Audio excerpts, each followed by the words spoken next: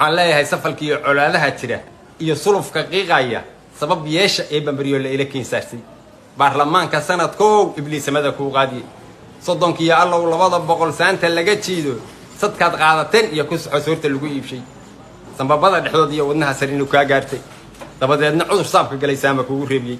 sancamidaan lahayn iyo u la suuxdimiya afo suuqa Kenya calanka dhigteen iyada sababtiisa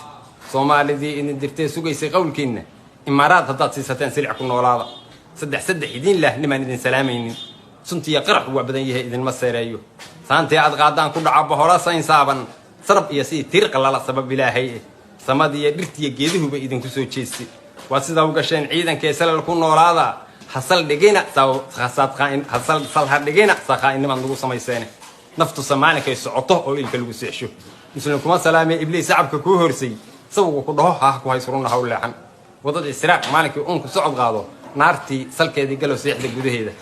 dadka Soomaaliyeed qofba meel budagaal kaga jira